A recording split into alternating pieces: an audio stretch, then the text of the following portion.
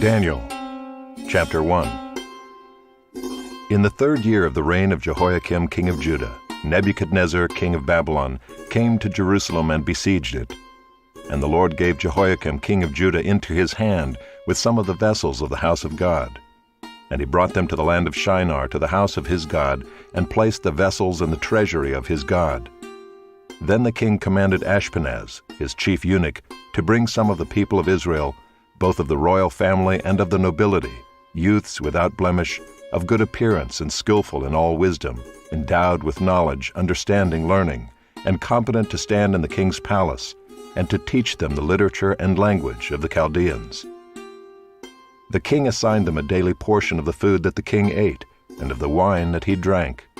They were to be educated for 3 years, and at the end of that time they were to stand before the king. Among these were Daniel, Hananiah, Mishael, and Azariah of the tribe of Judah. And the chief of the eunuchs gave them names. Daniel he called Belteshazzar, Hananiah he called Shadrach, Mishael he called Meshach, and Azariah he called Abednego. But Daniel resolved that he would not defile himself with the king's food or with the wine that he drank. Therefore he asked the chief of the eunuchs to allow him not to defile himself. And God gave Daniel favor and compassion in the sight of the chief of the eunuchs.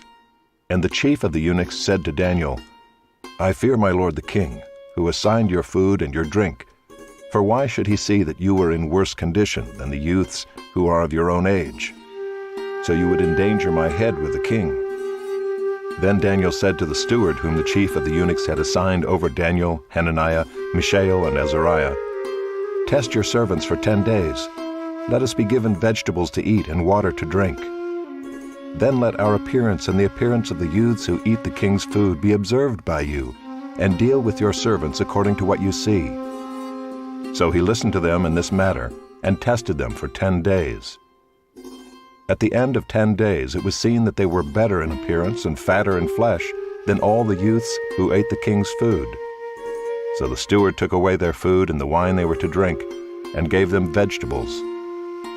As for these 4 youths, God gave them learning and skill in all literature and wisdom, and Daniel had understanding in all visions and dreams. At the end of the time when the king had commanded that they should be brought in, the chief of the eunuchs brought them in before Nebuchadnezzar. And the king spoke with them, and among all them none was found like Daniel, Hananiah, Mishael, and Azariah. Therefore they stood before the king, and in every matter of wisdom and understanding about which the king inquired of them, he found them 10 times better than all the magicians and enchanters that were in all his kingdom. And Daniel was there until the 1st year of King Cyrus.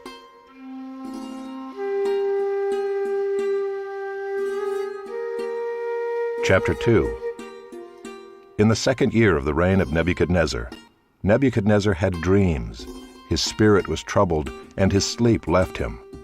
Then the king commanded that the magicians, the enchanters, the sorcerers, and the Chaldeans be summoned to tell the king his dreams. So they came in and stood before the king. And the king said to them, I had a dream, and my spirit is troubled to know the dream. Then the Chaldeans said to the king in Aramaic, O king, live forever. Tell your servants the dream, and we will show the interpretation. The king answered and said to the Chaldeans, The word from me is firm. If you do not make known to me the dream and its interpretation, you shall be torn limb from limb, and your houses shall be laid in ruins. But if you show the dream and its interpretation, you shall receive from me gifts and rewards and great honor. Therefore show me the dream and its interpretation." They answered a second time and said, "Let the king tell his servants the dream, and we will show its interpretation."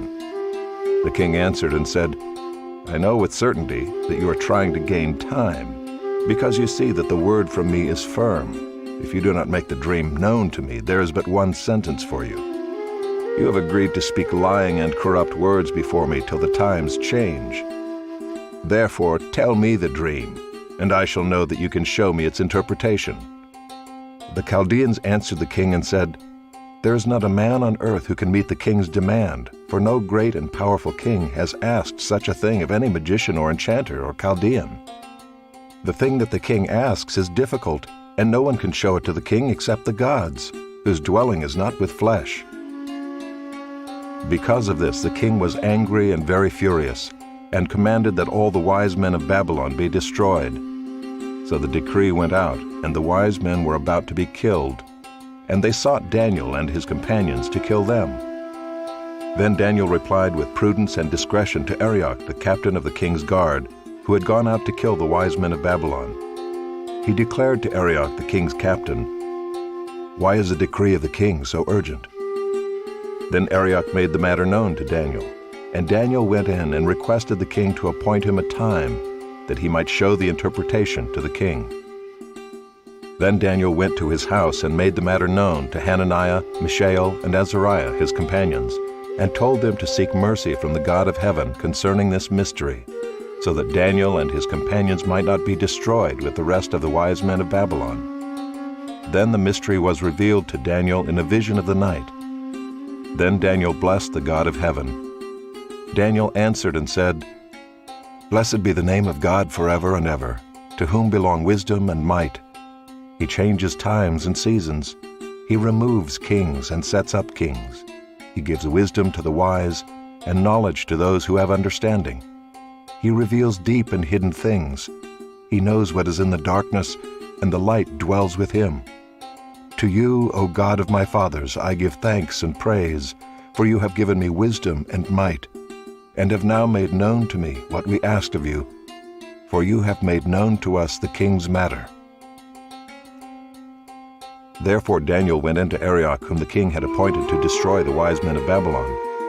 He went and said thus to him, "Do not destroy the wise men of Babylon. Bring me in before the king, and I will show the king the interpretation." Then Arioch brought in Daniel before the king in haste, and said thus to him, "I have found among the exiles from Judah a man who will make known to the king the interpretation." The king declared to Daniel, whose name was Belteshazzar, "Are you able to make known to me the dream that I have seen and its interpretation?" Daniel answered the king and said, "No wise men, enchanters, magicians, or astrologers can show to the king the mystery that the king has asked.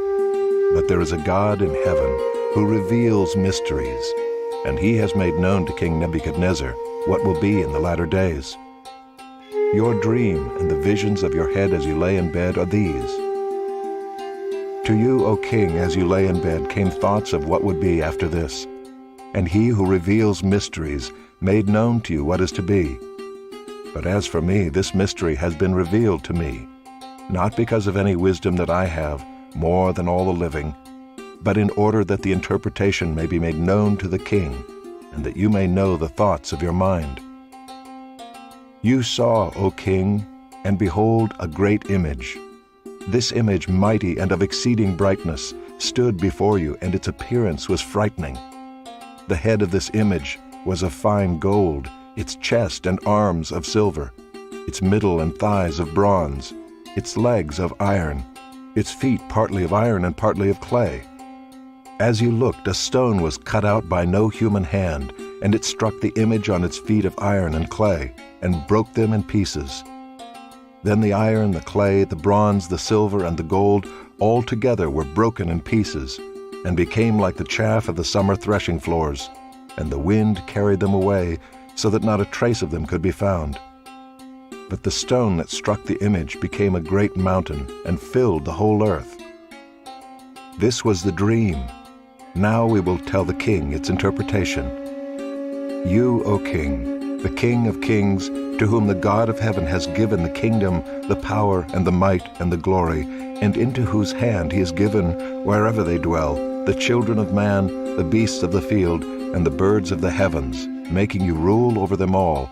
You are the head of gold. Another kingdom inferior to you shall arise after you, and yet a third kingdom of bronze, which shall rule over all the earth. And there shall be a fourth kingdom, strong as iron, because iron breaks to pieces and shatters all things. And like iron that crushes, it shall break and crush all these. And as you saw the feet and toes, partly of potter's clay and partly of iron, it shall be a divided kingdom, but some of the firmness of iron shall be in it, just as you saw iron mixed with the soft clay. And as the toes of the feet were partly iron and partly clay, so the kingdom shall be partly strong and partly brittle. As you saw the iron mixed with soft clay, so they will mix with one another in marriage, but they will not hold together, just as iron does not mix with clay. And in the days of those kings the God of heaven will set up a kingdom that shall never be destroyed, nor shall the kingdom be left to another people.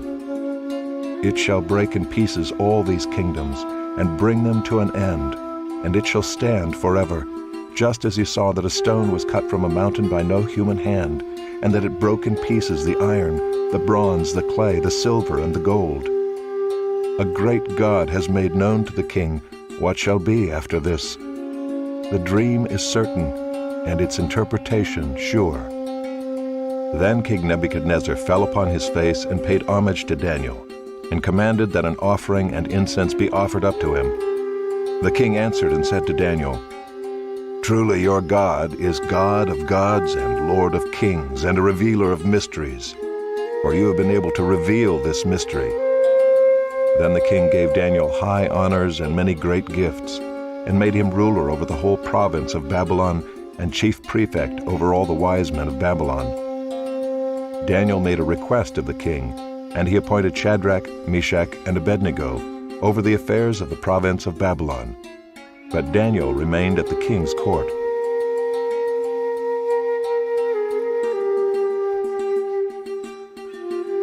Chapter 3. King Nebuchadnezzar made an image of gold, whose height was 60 cubits and its breadth 6 cubits. He set it up on the plain of Dura in the province of Babylon. Then King Nebuchadnezzar sent to gather the satraps, the prefects, and the governors, the counselors, the treasurers, the justices, the magistrates, and all the officials of the provinces to come to the dedication of the image that King Nebuchadnezzar had set up. Then the satraps, the prefects, and the governors, the counselors, the treasurers, the justices, the magistrates, and all the officials of the provinces gathered for the dedication of the image that King Nebuchadnezzar had set up. And they stood before the image that Nebuchadnezzar had set up. And the herald proclaimed aloud, "You are commanded, O peoples, nations, and languages, that when you hear the sound of the horn, pipe, lyre, trigon, harp, bagpipe, and every kind of music, you are to fall down and worship the golden image that King Nebuchadnezzar has set up. And whoever does not fall down and worship shall immediately be cast into a burning fiery furnace." Therefore, as soon as all the peoples heard the sound of the horn, pipe, lyre, trigon, harp, bagpipe, and every kind of music, all the peoples, nations, and languages fell down and worshipped the golden image that King Nebuchadnezzar had set up. Therefore at that time certain Chaldeans came forward and maliciously accused the Jews. They declared to King Nebuchadnezzar, "O king, live forever. You, O king, have made a decree that every man who hears the sound of the horn, pipe, lyre, trigon, harp, bagpipe, and every kind of music shall fall down and worship the golden image. And whoever does not fall down and worship shall be cast into a burning fiery furnace. There are certain Jews whom you have appointed over the affairs of the province of Babylon, Shadrach, Meshach, and Abednego. These men, O king, pay no attention to you. They do not serve your gods or worship the golden image that you have set up." Then Nebuchadnezzar, in furious rage, commanded that Shadrach, Meshach, and Abednego be brought. So they brought these men before the king. Nebuchadnezzar answered and said to them, "Is it true, O Shadrach, Meshach, and Abednego, that you do not serve my gods or worship the golden image that I have set up? Now if you are ready when you hear the sound of the horn, pipe, lyre, trigon, harp, bagpipe, and every kind of music, to fall down and worship the image that I have made, well and good. But if you do not worship, you shall immediately be cast into a burning fiery furnace. And who is the God who will deliver you out of my hands?" Shadrach, Meshach, and Abednego answered and said to the king, "O Nebuchadnezzar, we have no need to answer you in this matter. If this be so, our God whom we serve is able to deliver us from the burning fiery furnace, and he will deliver us out of your hand, O king. But if not, be it known to you, O king, that we will not serve your gods or worship the golden image that you have set up." Then Nebuchadnezzar was filled with fury, and the expression of his face was changed against Shadrach, Meshach, and Abednego. He ordered the furnace heated 7 times more than it was usually heated, and he ordered some of the mighty men of his army to bind Shadrach, Meshach, and Abednego, and to cast them into the burning fiery furnace. Then these men were bound in their cloaks, their tunics, their hats, and their other garments, and they were thrown into the burning fiery furnace. Because the king's order was urgent and the furnace overheated, the flame of the fire killed those men who took up Shadrach, Meshach, and Abednego. And these 3 men, Shadrach, Meshach, and Abednego, fell bound into the burning fiery furnace. Then King Nebuchadnezzar was astonished and rose up in haste. He declared to his counselors, "Did we not cast 3 men bound into the fire?" They answered and said to the king, "True, O king." He answered and said, "But I see 4 men unbound, walking in the midst of the fire, and they are not hurt. And the appearance of the 4th is like a son of the gods." Then Nebuchadnezzar came near to the door of the burning fiery furnace. He declared, "Shadrach, Meshach, and Abednego, servants of the Most High God, come out and come here." Then Shadrach, Meshach, and Abednego came out from the fire. And the satraps, the prefects, the governors, and the king's counselors gathered together and saw that the fire had not had any power over the bodies of those men. The hair of their heads was not singed, their cloaks were not harmed, and no smell of fire had come upon them. Nebuchadnezzar answered and said, "Blessed be the God of Shadrach, Meshach, and Abednego, who has sent his angel and delivered his servants, who trusted in him, and set aside the king's command, and yielded up their bodies rather than serve and worship any god except their own God. Therefore I make a decree. Any people, nation, or language that speaks anything against the God of Shadrach, Meshach, and Abednego shall be torn limb from limb, and their houses laid in ruins. For there is no other God who is able to rescue in this way." Then the king promoted Shadrach, Meshach, and Abednego in the province of Babylon.